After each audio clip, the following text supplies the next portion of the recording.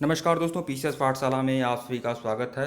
Ghatnachakra TGT PGT history का यह 53वां series है। अगर इसके पहले का वीडियो नहीं देखे हैं तो प्लेलिस्ट में जाइएगा। घटनाचक्र टीजीटी पीजीटी हिस्ट्री के नाम से प्लेलिस्ट बनी हुई है। और अगर 5500 वन लाइनर क्वेश्चन का रामबाण पीडीएफ है टीजीटी पीजीटी हिस्ट्री के लिए, लिंक दिया गया है डिस्क्रिप्शन में, डाउनलोड कर सकते हैं। 6000 क्वेश्चन का रामबाण पीडीएफ है टीजीटी पीजीटी ज्योग्राफी के लिए, लिंक डिस्क्रिप्शन में है, डाउनलोड कर सकते हैं। अगर डाउनलोड करने में असुविधा होती है तो हमारे व्हाट्सएप पर मैसेज कर दीजिएगा। अगर असुविधा होती है तो आप मैसेज ही करेंगे।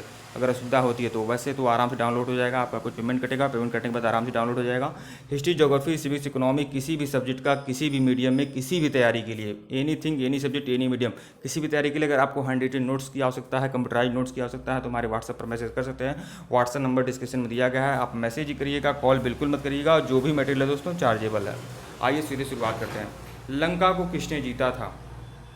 तो लंका को जीता था सबसे पहले राजेंद्र चोल ने। इसे राजेंद्र फर्स्ट भी कहते हैं। टीजीटी परीक्षा 2009 में पूछा गया प्रश्न है ये।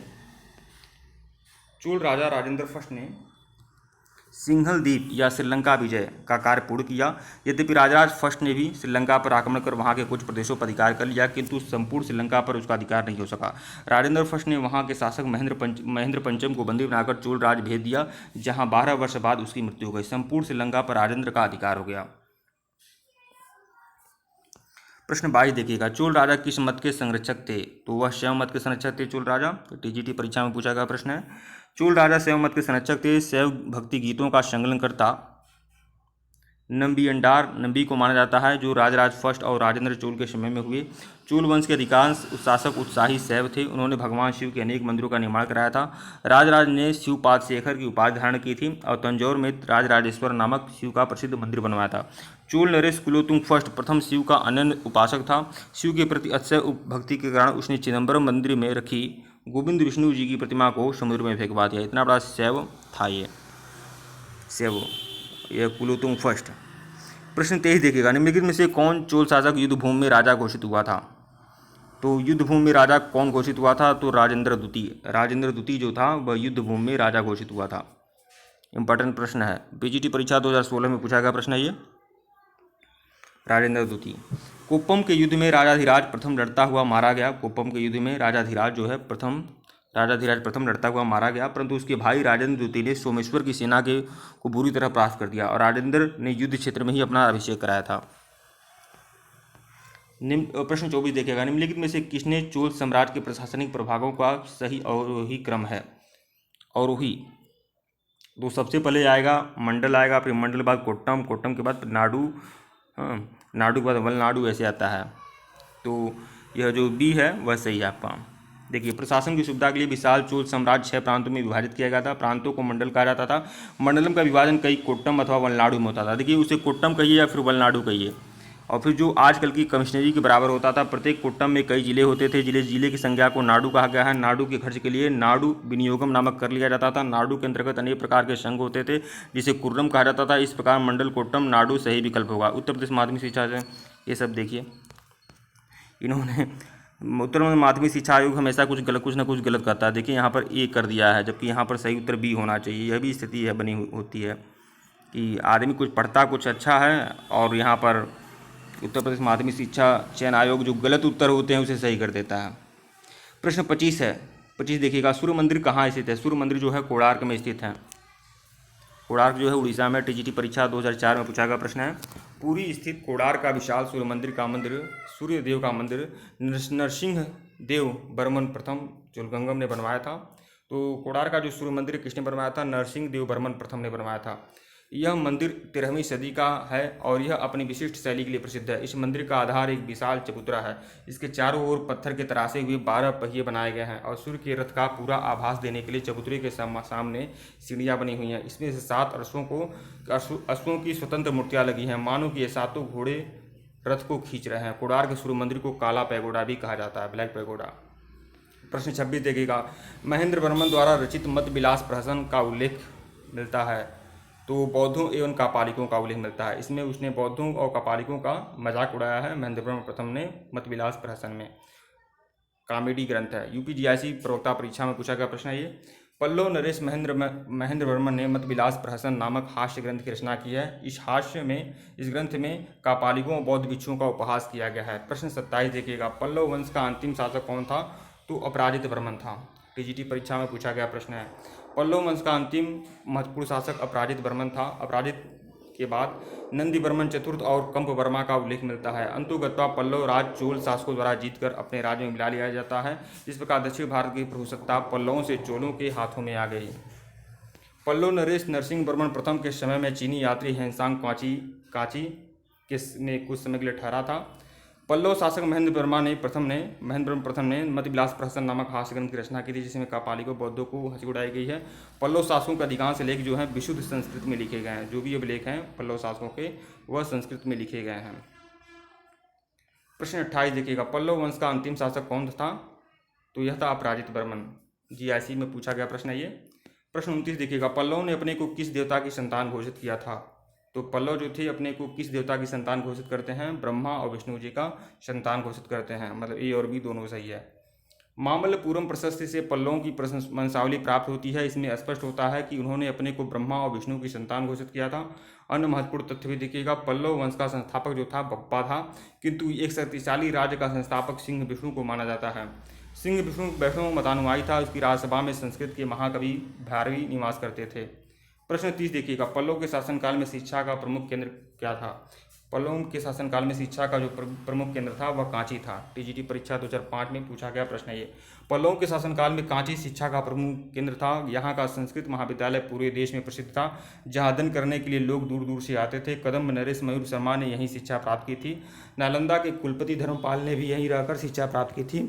चीनी यात्री हेनसांग ने कांची की यात्रा की थी। वह लिखता है कि यहाँ 100 से अधिक बौद्ध विहार और जिनमें 10,000 बौद्ध भिक्षु निवास करते हैं।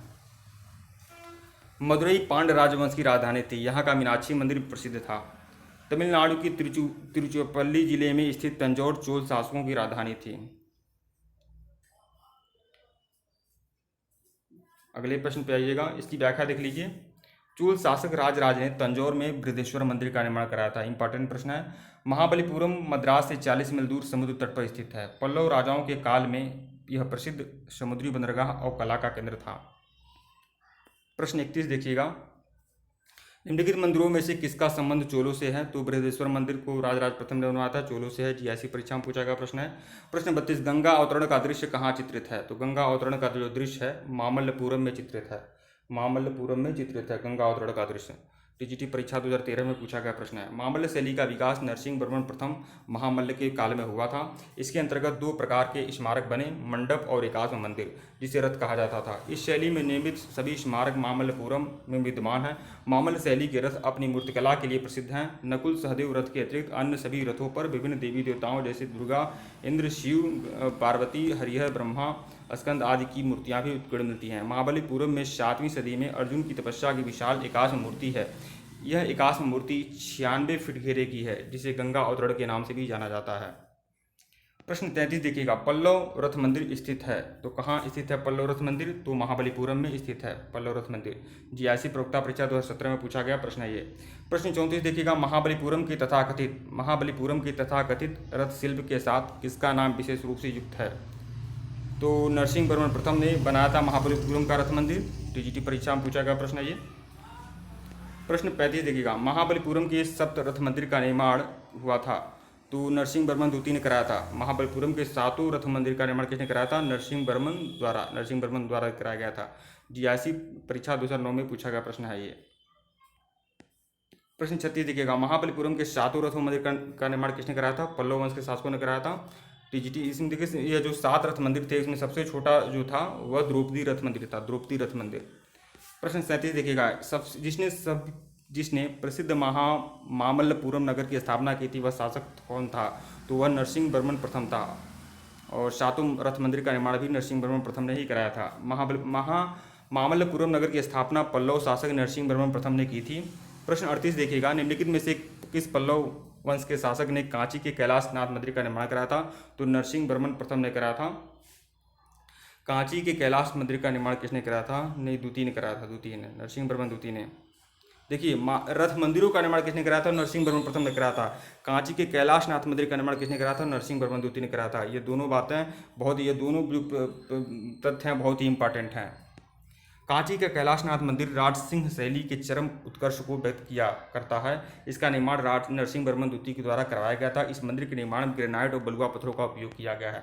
प्रश्न 39 देखिएगा, निम्नलिखित में से किस शासक की उपाधि विचित्र चित्र थी? विचित्र चित्र किसकी उपाधि थी? महेंद्र वर्मन प्रथम की।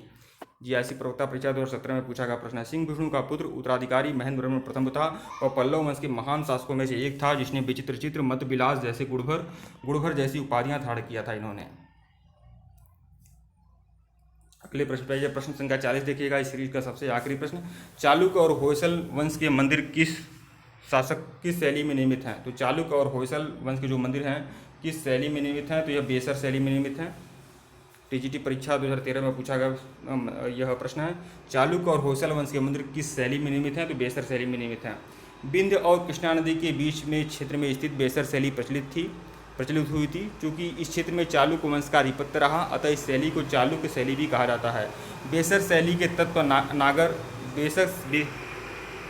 बेसर शैली के तत्व नागर और द्रविड़ दोनों से लिए गए हैं। बेसर स्थापत्य में मूल नियोजन और प्रारूप द्रविड़ ही होता है, किंतु इसमें विद्यमान अलंकरण, निरूपण और नवीन प्रतीकों की संरचना नागर शैली से प्रभावित है। चालुक्य और होयसल कालीन मंदिरों की दीवारों, छतों और उनके स्तंभों और द्वारों आदि का अलंकरण बड़ा सजीव और मोहक है। चालुक्य और होयसल राज्य में ऐसे अनेक मंदिर विद्यमान हैं, जैसे कुकानर प्राचीन हैदराबाद राज्य को कहा जाता था, कालेश्वर धारवाड़ जिले में लकुडी या लोकुंडी गुंडी नामक जैन मंदिर, मुक्तेश्वर, सिद्धेश्वर, सोमेश्वर, सिद्धरामेश्वर आदि मंदिर, यह सभी बेसर शैली में निर्मित मंदिर हैं। ठीक है दोस्तों, वीडियो को लाइक और चैनल को सब्सक्राइब करेगा। लिंक टेलीग्राम का है डिस्क्रिप्शन में, ज्वाइन भी जरूर कर सकते हैं। धन्यवाद आप लोग को।